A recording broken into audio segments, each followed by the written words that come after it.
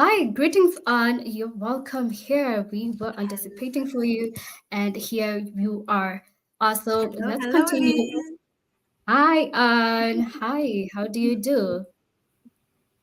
It's a lovely evening for me on the other side of the world. Lovely to be here. Okay. Thank you so much for coming. So, we're going to have a fireside chat on braving humanity, AI for leadership, and self discovery in the workforce. And please tell us who you are. And as you tell us who you are, please let us know how can AI help leaders find strength and develop. Sorry, how can AI help leaders find and develop their strengths? Mm. Sure. Hi, everyone. I'm Anne and Faye. What I do is I transform leaders and bosses from hell to heaven. So essentially, I work with leaders how to find their true potential and how instead of managing from charts to lead from the heart. And of course, if you talk about AI, a lot of times AI where we see it now is very much on the headspace. I think we haven't had AI going to the heart space yet, but that is supposedly the next phase. And we already have facial recognition of your emotions and perhaps how you could even detect what kind of emotions based on the logic that needs to be emitted in terms of the tone of voice. So I guess for leaders, it's very important for us to know how to leverage the AI. And it comes in several ways. For your personal development, firstly, we can use AI to become a better version of ourselves. So you've heard of AI coaches. Of course, that's very elementary. If you really want good coaches, somehow the human touch is still there. And you can also use AI for a lot of the efficiency and effectiveness in the workplace. And of course, how you can also, let it troubleshoot and provide certain suggestions as in terms of your business strategy, your team performance, as well as employee engagement and so on. So it's a wonderful tool. I see it more as an opportunity than a threat. Yeah, it's fascinating that you have mentioned that it needs to start from the heart. That's how you convert bad bosses to good bosses. But I also want to understand how can we now support these leaders to grow while keeping themselves authentic and helping them lead from the heart? How can we better support them? Hmm. Well, firstly, it's about your strengths discovery because every leader is different. So we do a lot of psychometric assessments as leaders, from your DISC to MBTI to Clifton's Strength Finders and VS Strength and so on. Actually, these were the early days of analysis, and over time, this becomes your AI tool. And definitely, you can use these to kind of like assist you in finding out what are your potential, what are your strengths, and what are your weaknesses. So that is the first place that I will go to. So you would include as well as integrate. So once you're able to understand the different aspects of your human aspects, then you know how to relate to other team members. And that allows you to become a better leader, better person in terms of relationship communications and how to work together as a team. Definitely. And let's just shift gears to now that you mentioned the team and the leader. Do you think AI can strengthen the relationship between employees and leaders? And how do you see that happening? Yes, definitely. So when you run a team, you will have various ways of measuring the result of the team. So the headspace is really about your key matrix, how you achieving your numbers and what is missing.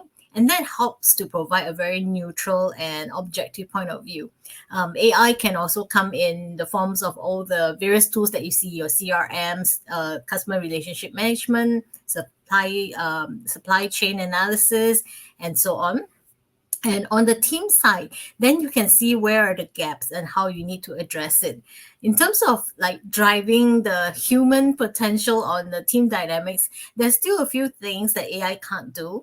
One of it is establishing the trust and honesty and transparency among the team. So while it provides the transparency on the knowledge and data and facts, I mean, human relationships still needs a human touch to feel that, hey, Lynn, I can spill everything out to you because I trust you and I'm vulnerable enough to feel that I can show you what I have a gap in, and together we can look at how we can solve the problems together. So I find that in the team performance side of things, there's still that conversation and development that's still necessary.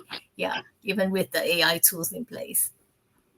Just to dive in much deeper into that, you're always big on bad bosses transforming into good leaders. And you have spoken about trust and building relationships and transparency as well. How can leaders who maybe have a bad relationship with their employees mend that relationship? And is there room for trust again if that trust is broken?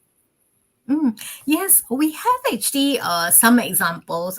For example, we have leaders who are quite poor in terms of getting the relationship with the team. For example, sometimes they may have stepped over dead bodies as they grew up in their promotion. So therefore, with that background and the history, a lot of the team members don't want to support the leaders.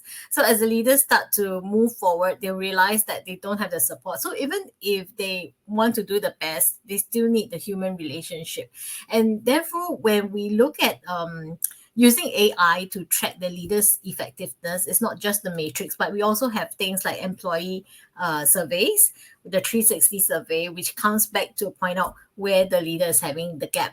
So in fact, like companies like Rakuten saw like 20% improvement when they started to use AI to track the real-time performance of the leaders and the team. And even NHS as well saw about 15%. So technically, we use AI combined with coaching, you can see 15-20% improvements in terms of being able to get the leaders to understand where are their weaknesses and what they need to do. Of course, it will take time to rebuild the relationships. And Yeah. yeah, I have done so with one of the so-called difficult bosses.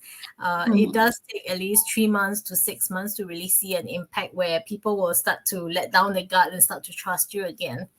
But the numbers will start to show when you're on an uptrend, and then you know that you're doing something right. That encourages the leaders and the teams to continue to work closer together.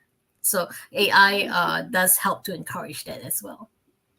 That is very insightful. And speaking of numbers, is AI changing how leaders view success and fulfillment, as well as employees? Is this whole dynamic changing how we view success? It does. I mean, just now, the earlier speakers were asking if AI would replace jobs. I think we're kind of like beyond that conversation. It will replace certain roles that are more mechanical. So, therefore, as a leader, you need to learn to be very strategic about where the direction of your business is going to go and where do you find the best use of resources. So as a leader in a team, you do want to inculcate certain skills that are currently not available in AI and leave the analysis, more mundane work to AI. And we have to evolve as AI evolves because AI is rapidly, what used to take 70 years now takes 7 years. So Yeah. there's this onus on us to really become better versions. And better versions means that we need to be more strategic in our approach. We need to be more encompassing in terms of using the left, right, front, and back brain, being more whole brain approach. We need to also take the whole person to work, meaning that we're not just there for work, but we also have a personal life. And how do we connect your personal, professional, and business side of things? And the last part is really having that emotion and compassion, and that is something that I think AI hasn't gotten to because AI works on a set of rules, if so then, and very logical. So maybe that might come at some point in time, but right now I think the humanity is strong because we have compassion and emotions and how to regulate that. Yeah, humanity definitely comes first. You mentioned AI has no emotions. It can't love. It can't be compassionate. It can't be empathetic. Kindly tell us, how do we create a happy environment in a workspace? What is happiness, both in the workspace and the personal life? How do we feel that compassion? I hope you get what I'm trying to get to. But please tell us what your view. Yeah, there are a couple of studies that were done, Mm, and in the corporate MNCs and multinationals and small medium enterprise, they try to measure employee happiness through this survey called Employees Satisfaction Survey or Employee Engagement. They ask typical questions on whether you enjoy your work, whether you recommend someone, a close friend, or a family member to come and work in this workplace, and would you recommend this company to others. So these are some of the indicators that show whether are you happy. But I think the things that lead to a high score includes having a good boss who understands you, having work-life balance, meaning that you have your personal life and you're not just overworking. So there's a emphasis on not just work but people. And there is also this piece about team. So in the work that I do with high performance team, a lot of it has to do with whether you agree with the vision of the company and how that translates into your personal value. So especially with Gen Z these days, they want to work for a company with real purpose. So if you want to have a place that has huge purpose, then it's about the alignment. So if you have the alignment at the team level, that's when your team will be strong. And it's said that people will come to work because they have friends in the office. Of course, pay is a good thing. Of course, satisfaction is a good thing. But friends are very important. And often people leave the job because they're not happy with the boss or they're not happy with the team. So that happiness is really about the bonding, the yeah. alignment of vision and purpose, and being able to work closely together and be vulnerable with one another and know that you are supported. Definitely. And we could go on for the whole day, but we have a lot of ground to cover. Thank you so much for showing up. Thank you for your insights. We hope to see you back again. And our gather was well. Over to you, Christopher. Thank you, Lisa.